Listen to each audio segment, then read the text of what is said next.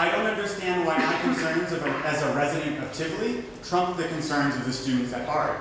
And so I don't understand why the mission statement on the shuttle says the shuttle is intended in the bizarre passive voice.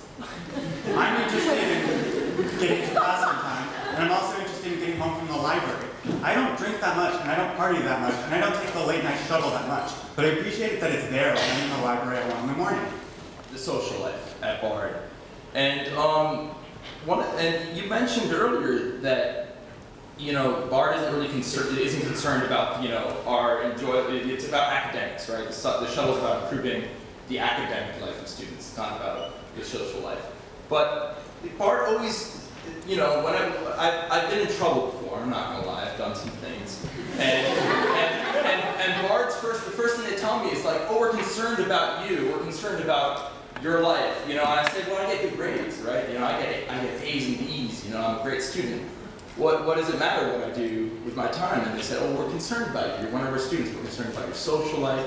We're concerned about your happiness. And then when it comes to the shuttle, it says, well, it's just for academic purposes. We don't care that you have an active and dynamic social life that involves transportation. And transportation is the most important part of interconnectivity between a student body that's separated between 3 distinct regions of the area. And I own a car. I moved to Tivoli before this change.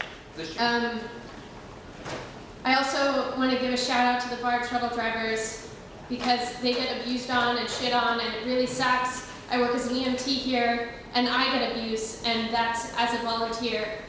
So that's on you guys. There's really, really horrendous behavior. I get followed home, like, where's the party at? I'm like, I'm just trying to go home, guys. Don't follow me there. So it's not all about the administration. Take some responsibility. And I think that the safety of your students should be a large priority, given that you're the security, the head of security. And I think that trying to change someone's behavior by taking something away from them, like punishing people in advance for being drunk, that makes me think that you and the mayor value, the comfort of real people over our safety. That's all I'm saying. Thank you. Okay, so the behaviors that we saw could not be identified as safe in any way. I'd rather be vomited on if I But if the driver is getting vomited on and distracted, if people are running out in front of the shuttle trying to wave it down and get it to stop, those aren't safe behaviors. If we were seeing safe behaviors on the shuttle, we wouldn't be here. This wouldn't be a conversation. So when you talk about a privilege and a right, we thought that you deserved the late night shuttle. That's why it existed.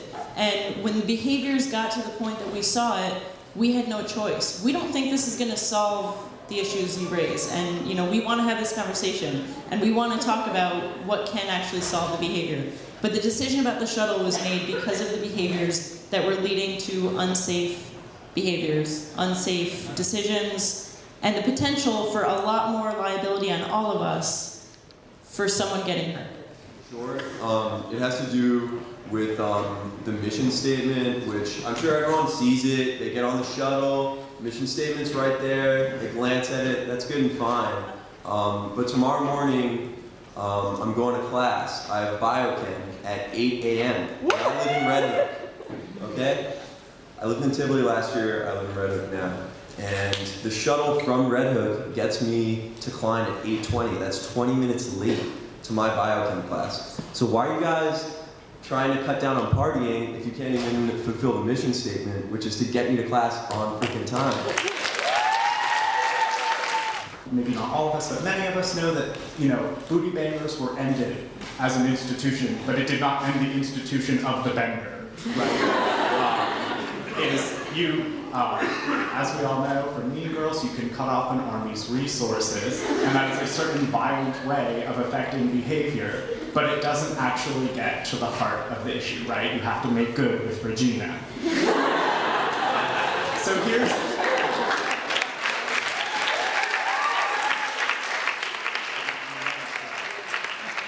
So let's break that down in hot minute, because what it seems is to me is that if we had a lot of parties happening on campus, and then because of the problems of barred housing happening more off campus, it seems like all that's happening with the shuttle schedule being cut to prevent naughty behavior is the shifting of liability.